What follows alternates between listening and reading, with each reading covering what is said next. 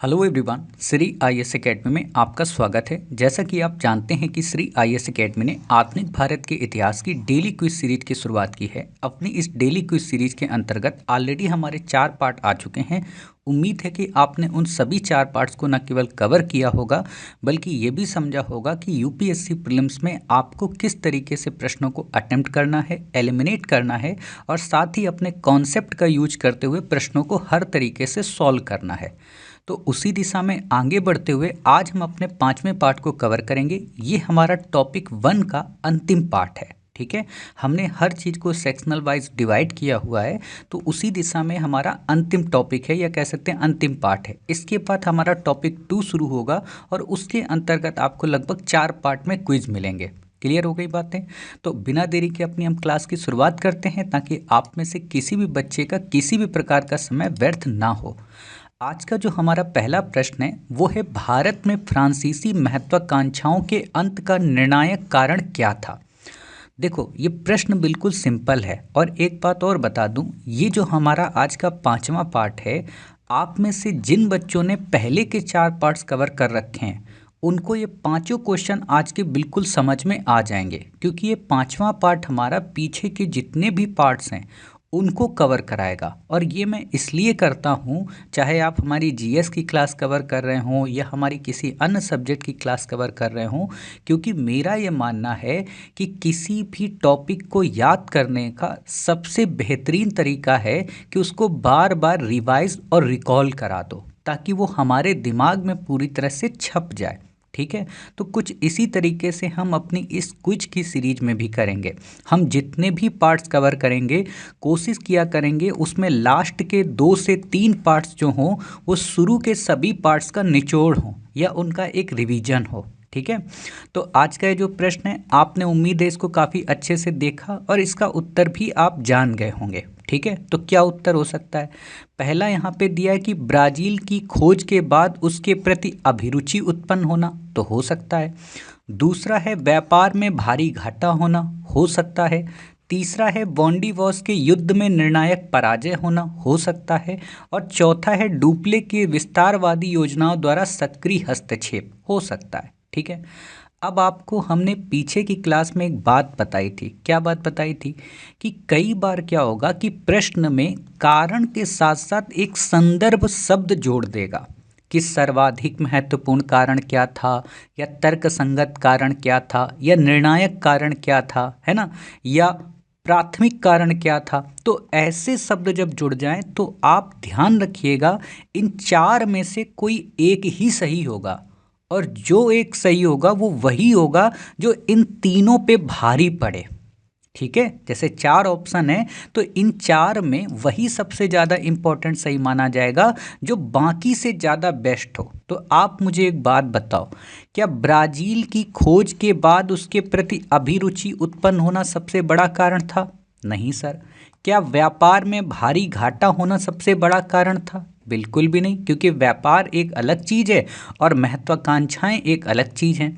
क्या डुप्ले की विस्तारवादी योजनाओं द्वारा सक्रिय हस्तक्षेप करना एक निर्णायक कारण था? बिल्कुल भी नहीं, क्योंकि डुप्ले ने तो शुरुआत की थी 1748 के दौर में।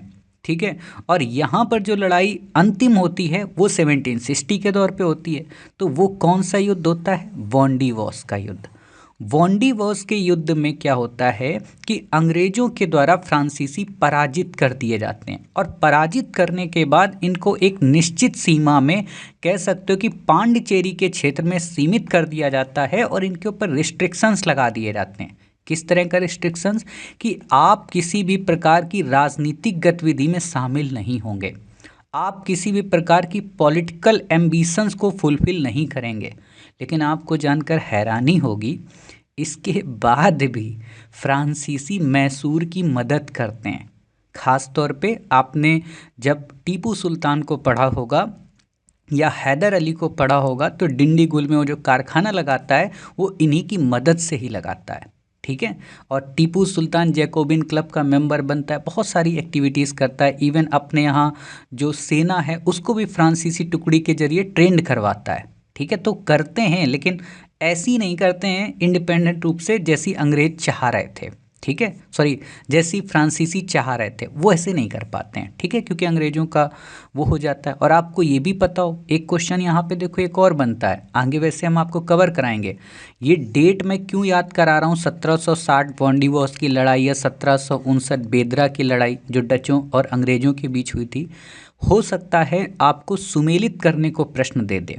कैसा सुमेलित करने को, कि प्लासी की बैटल, बक्सर की लड़ाई, वॉन्डिवॉस की लड़ाई, है ना, और बेदरा की लड़ाई दे दे, इसको सीक्वेंस में लगाइए। या आपको दे दे वॉन्डिवॉस की लड़ाई, द्वितीय कर्नाटक युद्ध, है ना, और प्लासी की लड़ाई, और आपको दे दे कहते हैं बेदरा की लड़ाई। तो आपको पता होना चाहिए कि कौन सी चीज़ पहले आएगी, कौन सी चीज़ बाद में आएगी, ठीक है। तो आप यहाँ पे सीक्वेंस लगा सकते हो कि सर जो कर्नाटक वॉर है वो पहले आ जाएगा, बेदरा सर उसके बाद आ जाएगा, ठीक है। और हमारा, अच्छा मैंने प्लासी भी बोला, तो कर्नाटक के बाद यहाँ पे प्लासी आ जाएगा, बेदरा आ जाएगा, वॉन्डिवॉस आ जाएगा। ऐसे सीक्वेंस में अगर प्रश्न आ जाए तो आप उस प्रश्न को सॉल्व कर सकते हैं, ठीक है। तो इस तरीके से आपको इस प्रश्न को सॉल्व करने की आवश्यकता थी। तो यहाँ पे वॉन्डिवॉस का आंसर आपको यहाँ पे मिल जाएगा। अब यहाँ पे आप डेट लिख लेना, ठीक है, बाकी आपको याद नहीं रखना है। अगला जो हमारा प्रश्न है काफ़ी अच्छा प्रश्न है और कॉन्सेप्चुअल प्रश्न है। हालांकि पीछे मैंने आपको ये सारी चीज़ें पढ़ा रखी हैं तो आपको चीज़ें पता भी हैं, ठीक है। क्या कह रहा है, कह रहा है यूरोपीय कंपनियों के संदर्भ में निम्नलिखित कथनों में कौन सा सही है। ध्यान से सुनना, आपसे पूछा यूरोपीय कंपनियों के संदर्भ में निम्नलिखित कथनों में से कौन सा कथन सही है। क्लियर। अब देखो यहाँ पे क्या कह रहा है। पहला ऑप्शन कह रहा है भारत में सर्वप्रथम संयुक्त पूंजी कंपनी का गठन पुर्तगालियों द्वारा किया गया। संयुक्त पूंजी का मतलब ये होता है कि कई सारे स्टेक होल्डर्स या कह सकते हो कई सारे व्यापारिक समूहों ने मिलकर एक बड़ी कंपनी बनाई और उसमें पैसा इन्वेस्ट किया। जैसे आज की डेट में श्री आईएएस एकेडमी, ठीक है, मान लो श्री आईएएस एकेडमी को कल बड़ा होना है, तो इसमें क्या हो सकता है कि काफ़ी सारे स्टेक होल्डर्स आएंगे, वो कहेंगे सर हम पैसा लगाना चाहते हैं, तो वो पैसा जब लगाएंगे तो उसको हम कहेंगे संयुक्त पूंजी कंपनी, ठीक है। और आज की डेट में जो आप बड़े बड़े कोचिंग संस्थान देखते हो, चाहे अनअकैडमी हो या पीडब्ल्यू हो, इसमें क्या है, इसमें उन डायरेक्टर्स का पैसा नहीं लगा है, इसमें यही संयुक्त पूंजी का ही कॉन्सेप्ट है, शेयर्स वहाँ पे डिस्ट्रीब्यूट किए गए। और आप ये चीज़ कहाँ समझते हो, शेयर मार्केट, जब हमने आपको इकोनॉमी पढ़ाई है तो वहाँ पे शेयर मार्केट आईपीओ के बारे में आपको पढ़ाया है, ठीक है, तो उसमें आपने इन चीज़ों को समझा होगा। तो वही यहाँ पर है कि संयुक्त पूंजी का गठन क्या पुर्तगालियों द्वारा किया गया, आपने कहा हो सकता है। दूसरा है भारत में पुर्तगाली शक्ति का वास्तविक संस्थापक अल्मीडा था, आपने सोचा हो सकता है। तीसरा, डचों ने 1510 ईस्वी में बीजापुर के सुल्तान आदिल शाह से गोवा जीत लिया, आपने कहा हो सकता है। उपयुक्त में से कोई नहीं, ठीक है। ये प्रश्न आता है।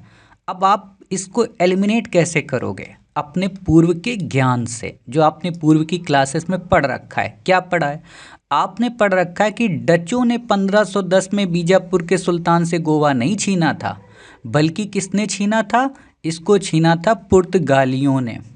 पढ़ा है ना आपने, पुर्तगालियों ने इसको छीना था। अब पुर्तगालियों में भी किसने छीना था, उसका नाम क्या था, अल्बुबर्क, ठीक है, अल्फांसो डी अल्बुबर्क उसका नाम है।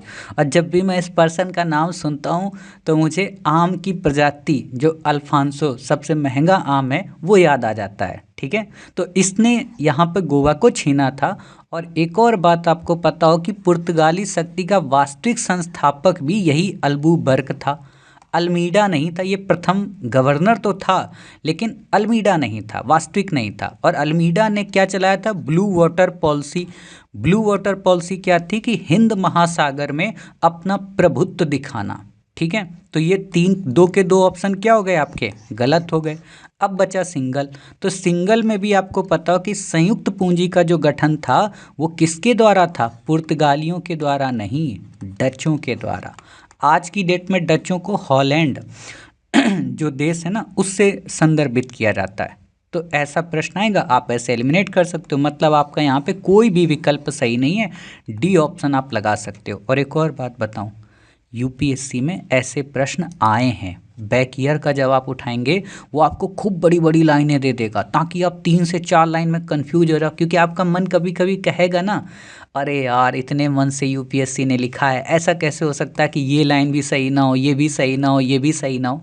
लेकिन ऐसा होता है, और होता है मतलब रियल में। ठीक है, तो आप इस ऑप्शन से कभी परेशान मत होना कि ये नहीं हो सकता है, हो सकता है। ठीक है, हालांकि यूपीएससी एक नए ट्रेंड पे आजकल चलती है, वो ये छोटी लाइन नहीं देगा कि उपयुक्त में से कोई नहीं, वो दे देगा उपयुक्त में से कथन ए बी व सी तीनों सही नहीं है।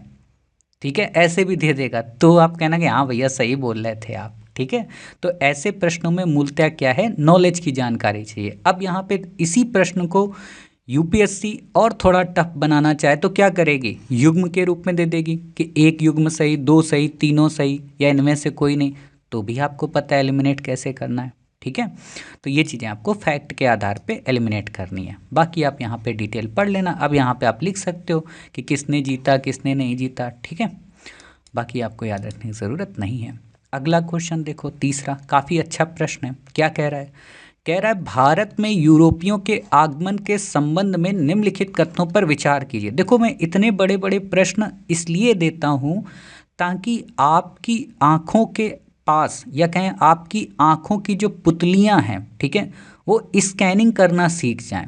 होता क्या है कि जब फर्स्ट बार आप यूपीएससी का प्रश्न पत्र देखते हो और इतने भारी भरकम बड़े बड़े प्रश्नों को देखते हो, तो गड़बड़ वहाँ होती कि आपकी आँखें स्कैन नहीं कर पाती हैं।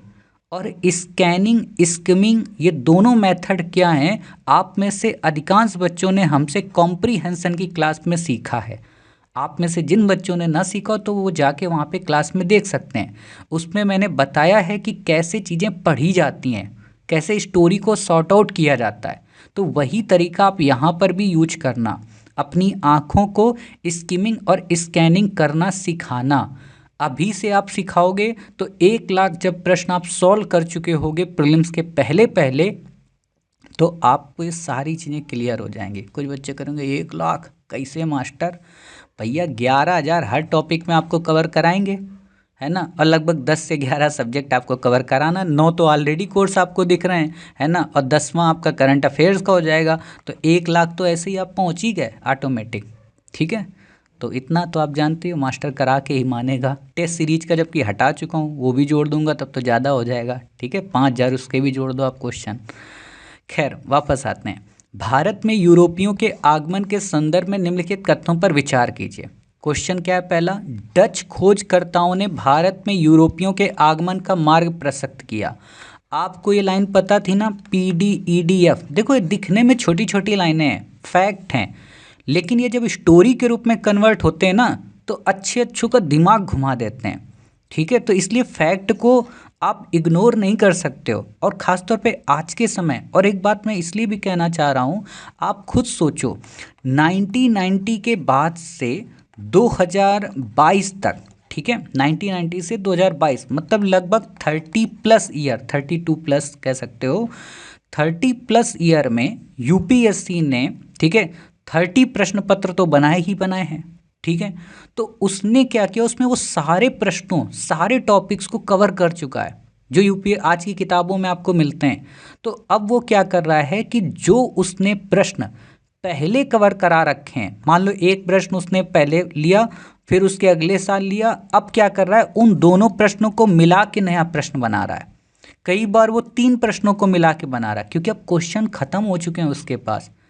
इसीलिए क्वेश्चन खत्म होने के कारण वो ऑप्शन से खेल रहा है, नए नए ऑप्शन क्रिएट कर रहा है, नए नए थ्योरी क्रिएट कर रहा है कि कथन और कारण वाले भी प्रश्न पूछ सकते हैं, सुमेलित वाले भी प्रश्न पूछ सकते हैं। पहले बड़े सिंपल आते थे। तो आप ये उम्मीद मत करिए कि जो पहले प्रश्न आए हुए हैं बैक ईयर में बिल्कुल सिंपल सिंपल अभी भी वही आएंगे। बैक ईयर केवल और केवल हमारे लिए एक टॉर्च होती है जो हमें बताती है कि उस अंधकार भरे रास्ते में कैसे आगे बढ़ना है। और आप बहुत ही कह सकते हैं कि खुशनसीब हो कि आपके पास वो मास्टर है जो उस टॉर्च के जरिए, या कह सकते हो उस टेल के जरिए, उसका सर पकड़ना जानती है। ठीक है, तो आप बिल्कुल निश्चिंत रहिए। बस ये कि आप जैसा मैं क्विज कराता जाऊं ऐसे करते रहिए। आप 1 लाख क्विज कर लेंगे, प्रीलिम्स में आपको इतना मज़ा आएगा कि आप खुद ही आके कहोगे मास्टर मज़ा आ गया। बस ये करते रहिए रेगुलर। ठीक है, भले प्रोसेस थोड़ा अजीबोगरीब लग रहा हो, लेकिन आप खुद ही सोचो ना, पीछे के 4 पार्ट पढ़े बैठे हो, है ना, और देख के आपको चीज़ें समझ में आ रही, हाँ यार सारी चीज़ें तो रिकॉल हो रही हैं। और मैंने जानबूझ के तो नहीं किया होगा। मैं क्वेश्चन ही ऐसे सेट कर रहा हूँ ताकि आप रिकॉल करो, और मेरी यही थ्योरी है। मेरी थ्योरी है कम से कम पढ़ाना, ज़्यादा से ज़्यादा याद कराना। ठीक है, तो यही चीज़ आपको ध्यान रखना। तो अब आप बताइए, PDEDF आपने देखा तो पुर्तगाली, डच, ये जानते हो। तो भैया डच कहाँ से पहले आ जाएंगे? डच के पहले पुर्तगाली आए थे, तो ये यहाँ पे कट हो गया। जो ही ये कट हुआ हम ऑप्शन पे आए, जल्दबाजी नहीं किए कि हाँ ये कट हो गया तो ये कट कर दो, ये कट कर दो। अब यहाँ विकल्प देखो ना बाबू, ये चेक करो क्या कह रहा है, सही नहीं है। तो सही नहीं है पूछा है तो हम क्या कहेंगे, एक तो यहाँ पे हो गया, ये गलत है भाई साहब एक, तो हमने इसको टिक कर दिया। अब इसको जहाँ टिक किया तुरंत ये कट हो गया और ये कट हो गया। ठीक, हाँ सर कट हो गया। अब क्या कह रहा है, कह रहा भारत के समुद्री मार्गों पर एकाधिकार स्थापित करने के लिए पुर्तगालियों ने ब्लू वाटर पॉलिसी अपनाई। सोचो, मैंने पहली क्लास में ये लाइन आपको लिखाई थी ना आपको कि ब्लू वाटर पॉलिसी जो है वो कौन लेके आया। तो आपने जब पहली क्लास में ये लाइन देखी थी तभी आपको चीज़ें पता चल गई थी कि भैया पुर्तगाली ही लाए थे, मास्टर सही बोला था, है ना। आपने देखा था कि पुर्तगाली ही लाए थे। तो यहाँ पे क्या हुआ आपका, ये वाली लाइन आपकी सही है। ठीक है, तो ये आपकी लाइन सही है, एक गलत है, तो हमसे सही पूछा नहीं है, तो हम क्या करेंगे, ये वाला कट कर देंगे। केवल यहाँ पे विकल्प क्या होगा, ए। ठीक है, ए विकल्प जो है वो गलत है और वही हमसे पूछ रहा है। क्लियर हो गई बातें। अब यहाँ पे आपको नाम याद आ गया होगा, अभी बताया आपको अल्मीडा के बारे में। बेचारा सोचो कितना खुशनसीब है अल्मीडा, हम लोग उसका कितना नाम लेते हैं ना। आज वो बताओ स्वर्ग में हम लोगों को देख रहा होगा, कह रहा होगा बाबू तुम्हारे कारण हमारी आत्मा ना प्रसन्न हो गई। ठीक है, अगला क्वेश्चन देखते हैं। ये हमारे अपकमिंग क्वेश्चन है ना। इन पे थोड़ा आप ध्यान से देखा करिए, इनको ध्यान से समझा करिए, है ना। अपकमिंग का मतलब जो इन फ्यूचर आ सकते हैं। ठीक है, और आपने इंडियन पॉलिटी में भी ऐसे क्वेश्चन पढ़े होंगे, क्विज में मैं देता रहा हूँ, तो आपको ये प्रोसेस पता ही होगा। जिनको ना पता हो मैं उनको बता दूं, जब भी ऐसा प्रश्न आप देखेंगे, ठीक है, कथन और कारण वाला, कई बार क्या होगा इसके ऊपर एक लाइन और दिए होंगे, है ना, ऐसी करके वक्तव्यों को लेकर के नीचे दिए गए कथन और कारण नामक दो वक्तव्य दिए गए हैं, है ना, एक के कथन और दूसरे को कारण कहा गया, और फिर बताइए। तो उस ऊपर वाली लाइन को बकवास समझ के उसको हटा देना, उससे कोई मतलब नहीं, मतलब बस यही है कथन और कारण से। ठीक है, तो मैंने क्या आपको सिखाया था पीछे की क्लास में पॉलिटी में, मतलब मैंने आपको बताया था कि जब भी आपको कथन और कारण के प्रश्न मिले आपको दो बातें चेक करनी है। ठीक है, या कहें दो नियमों को फॉलो करना है। पहला नियम क्या है, पहला नियम ये है कि जब भी आपको प्रश्न मिले तो कथन को हमेशा आप प्रश्न मानिएगा, है ना। जब भी ऐसा कथन कारण का प्रश्न मिले तो कथन को आप हमेशा प्रश्न मानिएगा, और कारण जो हो उसको प्रश्न का उत्तर मानिएगा। अगर प्रश्न जो पूछा गया है और उसका उत्तर सही दिया गया है तो आप यहाँ पर कह देना कि कथन जो है, ठीक है, वो कारण जो है वो कथन की व्याख्या कर रहा है।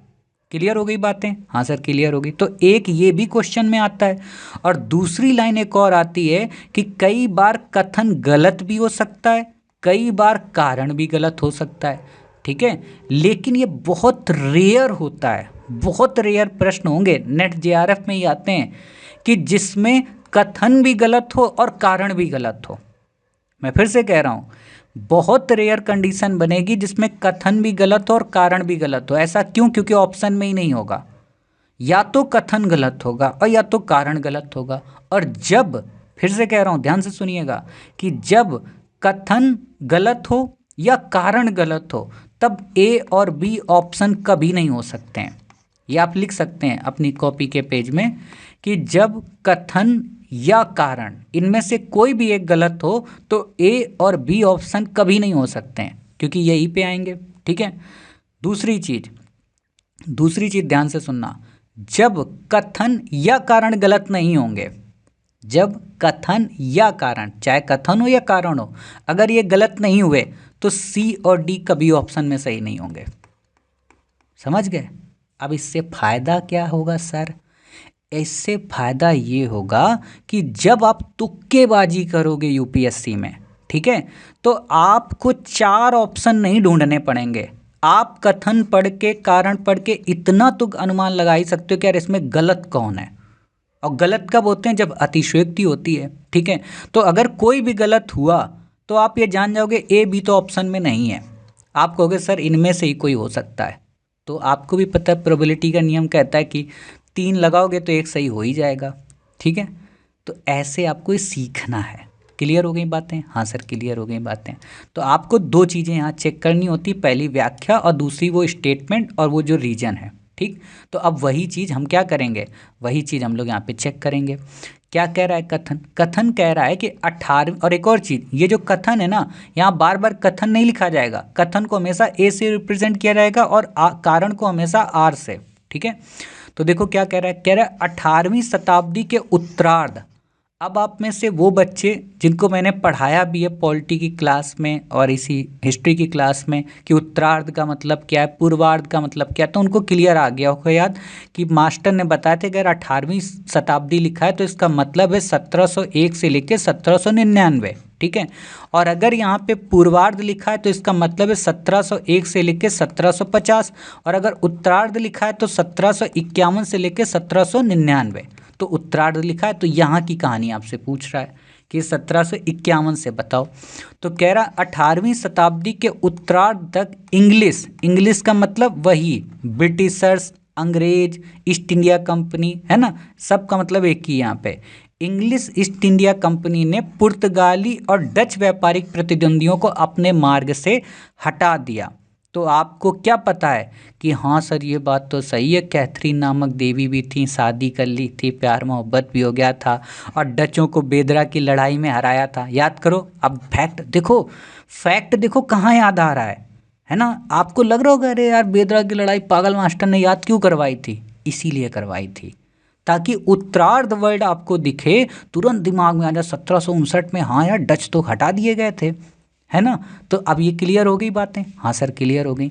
तो डच भी हटे थे और पुर्तगाली भी हटे थे। मतलब क्या है कि कथन ए जो है हमारा वो क्या है, सत्य है, सही है। तो कथन ए सत्य है तो हमने यहाँ पे ये टिक कर दिया। अब ए सत्य हो गया तो ये तो ऑटोमेटिक गलत हो गया ना, ये हमने हटा दिया। हाँ सर हटा दिया। अब दूसरा देखो कह रहा है, दूसरा कह रहा है कारण इंग्लिश व्यापारी उच्च कोटि के माल को सस्ती दरों पर बेचते थे।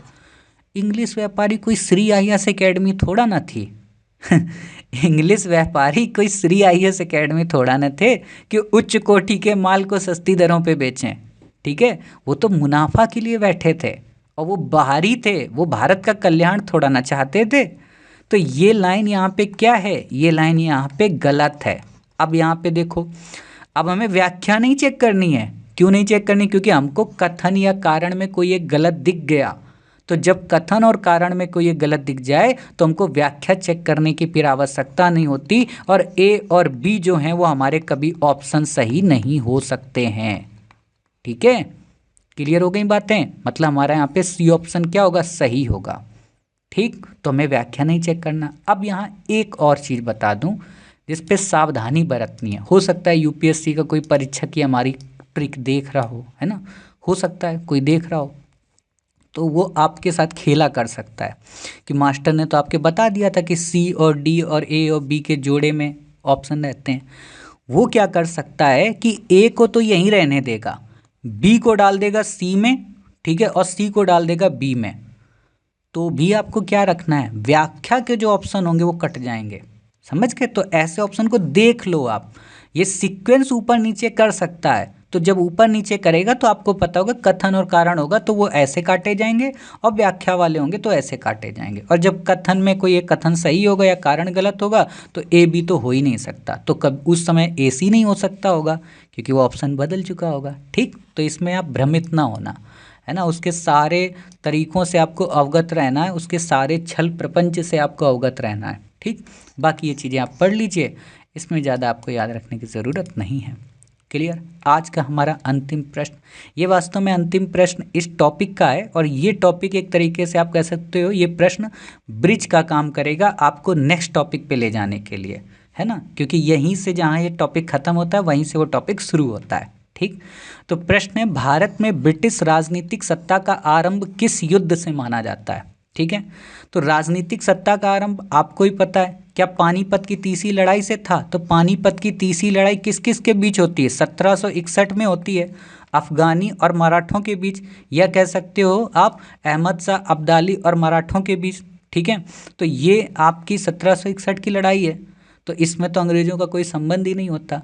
वॉन्डी वॉस की लड़ाई का मतलब आप क्या समझते हो? वॉन्डी वॉस की लड़ाई वास्तव में 1760 में फ्रांसीसी और अंग्रेज के बीच हुई थी, तो इससे तो फ्रांसीसी खत्म हुए थे, ना कि राजनीतिक सत्ता का आरंभ। ठीक है।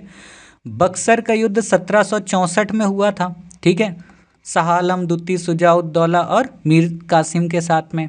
ठीक है, आपने पढ़ा ही होगा, गठजोड़ बना था। इलाहाबाद की दो संधियाँ होती हैं, पहली संधि और दूसरी संधि, बहुत सारे अधिकार मिलते हैं। ठीक है, वो आगे की क्लासेस में आपको पढ़ाऊंगा। बंगाल, बिहार, उड़ीसा की दीवानी द्वैत शासन शुरुआत होती है। ठीक है, लेकिन मेन क्या था? मेन था प्लासी का युद्ध। प्लासी का युद्ध जो कि 23 जून को लड़ा गया था 1757 सिराजुद्दौला और क्लाइव के बीच में, आप कह सकते हो। ठीक है, बक्सर के युद्ध में क्लाइव नहीं था, ये ध्यान रखना है ना, बक्सर के युद्ध में क्लाइव नहीं था, तो ये आपको पता होना चाहिए। आप बताइए कमेंट बॉक्स में, बक्सर के युद्ध में कौन गवर्नर था? ठीक है, तो प्लासी के युद्ध आपको पता है यहीं से आरंभ हुआ। लेकिन आप एक प्रश्न पढ़ते हैं यूपीएससी में मेंस में कि प्लासी के युद्ध की विजयों को बक्सर की विजय ने मतलब मोहर लगा दी। ठीक है, प्लासी में जो अस्थाई जीत थी उसको स्थाई बना दिया बक्सर ने, तो प्लासी से भी ज़्यादा इम्पोर्टेंट था बक्सर। और बक्सर के युद्ध ने क्या किया था? अंग्रेजों की बंगाल की सीमा को दिल्ली तक पहुंचा दिया। समझ गए? तो ये चीज़ें आपको बस पता हो, तो बाकी आपको यहाँ पे याद रखने की ज़रूरत नहीं है, आपको बस इतनी ही सारी चीज़ें याद रखने की आवश्यकता है। तो इस तरीके से आज के जो हमारे क्विज हैं ये कवर हुए, साथ ही हमारा जो टॉपिक 1 है ऐप में आप देखेंगे वो पूरी तरह से कंप्लीट हुआ। उसकी पीडीएफ ऑलरेडी हमने आपको पिन कर दी है, आप इस पीडीएफ को ले सकते हैं, कोरियर करवा सकते हैं, मंगवा सकते हैं। ठीक है, और इन्हीं पे आप नोट्स बना के अपना बार बार रिवाइज भी कर सकते हैं। ठीक, अब हम मिलते हैं अपने नेक्स्ट टॉपिक में, टॉपिक नंबर 2 पे। ठीक है, खास बात ध्यान रखना, हम जितने भी टॉपिक आपको कवर कराएंगे वहाँ पार्ट्स चेंज करते रहेंगे। जैसे यहाँ पे हमने टॉपिक 1 कराया तो 5 पार्ट में आया, part 1, part 2, part 3, part 4, part 5। ऐसे ही जब आप टॉपिक 2 में आएंगे तो वहाँ पे भी आपको पार्ट 1, पार्ट 2, पार्ट 3 करके मिलेगा। ऐसा नहीं करेंगे कि ये 5 यहाँ ख़त्म हुआ था तो यहाँ 6 से शुरू करें, क्योंकि मेरा उद्देश्य सीक्वेंसिंग में पढ़ो हर चीज़, कि एक टॉपिक के अलग पार्ट, दूसरे के अलग पार्ट, तीसरे के अलग पार्ट। ठीक है, तो डिस्टर्ब नहीं होगा दिमाग। ठीक, हाँ सर ठीक है। तो फिर अपनी क्लास की शुरुआत करते हैं नेक्स्ट मतलब क्विज के अगले क्लास में। ठीक है, क्लास को ख़त्म करें इससे पहले कुछ बेसिक आपको जानकारी दे दें। आप में से जिन बच्चों ने श्री आईएएस एकेडमी का ऐप डाउनलोड ना किया हो वो प्ले स्टोर में जाके डाउनलोड कर सकते हैं, और इस सीरीज को 21 अक्टूबर से जो कि शुरू है इसको पूरी तरह से कंप्लीट कर सकते हैं। आप भी जानते हैं कि यूट्यूब चैनल पर हमारी ये सीरीज केवल 5-6 दिन आएगी। ठीक है, केवल 6 वीडियो क्लासेस मिलेंगी, और ऐप पर जब आप इस डेली क्विज के अंतर्गत अपने आप को इनरोल कराते हैं तो आपको लगभग 20+ क्लासेस मिलेंगी। समझ गए? मतलब इससे आपकी 5 से 6 गुना ज़्यादा। क्लियर हो गई बातें? तो मिलते हैं फिर अपनी नेक्स्ट क्लास में। अपना ख्याल रखिए, स्वस्थ रहिए। जय हिंद, जय भारत, वंदे मातरम, भारत माता की जय।